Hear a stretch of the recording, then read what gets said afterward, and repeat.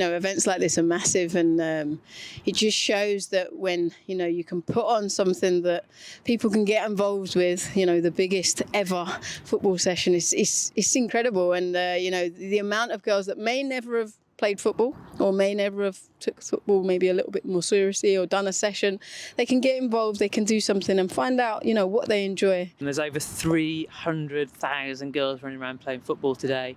And the point of it is just to try to get as many girls as possible playing at the same time, and to show them that there is so much opportunity for them in football. So yes, you can be a player, but you can be a coach, you can be a match official, you can be a journalist, you can be an administrator like me. There's just any girl who wants a place in football, there's a place for her. And the point of today, along with our brilliant partners Barclays, is to show people that. After Let Girls Play and that campaign, this is such a brilliant kind of way of pushing that forward. I think we all know now that we should be here, we should be taking up these spaces, and it's just really refreshing to be able to keep that conversation going. We know it's important, and we know that things have changed since 2022 when that campaign started, but it's so crucial just to make sure that these girls know from this age as well that football is a space for them in whatever capacity they want it to be. So it was just a joy to be able to chat to them about it today. I still think there's barriers. Still think there's obstacles that we need to overcome. But I think it's more accepted. You can walk past local parks and see girls playing football, dads, mums, parents with their children playing football. And it not be sort of like a, oh my gosh moment. It's so important to celebrate how far we've come, that women's football has moved so far in a short space of time. More people playing, more people involved in all parts of the game, and you can see the transformation going on. So it's so important to celebrate that. And at the same time, we've got to acknowledge how much further there is to go. And so it's across the board that there's work to do. We want to get more girls and women playing. We want to get more women into coaching. We want to get more women into refereeing and match officials. We want to make sure there is access for everybody. So underrepresented groups in football, there is equal access for everybody, and the sport that we love reflects the society that it sits in.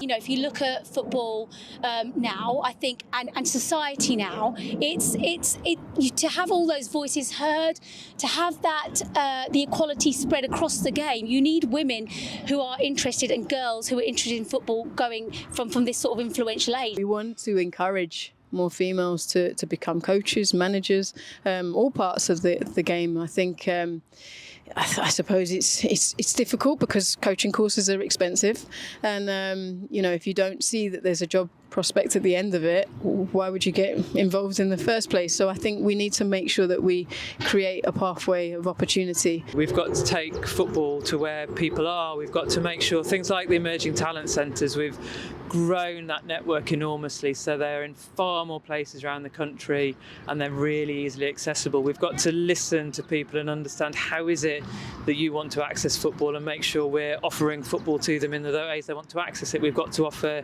different formats of the game, different times, different places. So it's about making sure we tailor the ways people access our game in ways that suit them. Now, being a grassroots football referee, even over the last few years, I can see the change at that very younger age group, at grassroots level. The diversity is now so much more different, definitely than my day, but even different year by year from when I started to where we are now. So it's working. So everything that England FA and people like our partners today, Barclays, everything, all the work that's being done, whether it's small steps or huge leaps, it's all making a difference, and I'm definitely seeing it at that grassroots level. I think the future of football for girls and women in this industry will just be a bit easier, I think we should just focus on the joy that it brings us, and to do that we need to kind of leave all the nonsense behind and in the past, and just be able to make it clear that this is our game, it's for everyone, and it's not just a men's game, and actually it's really different in the women's game, and we should own that and really celebrate it.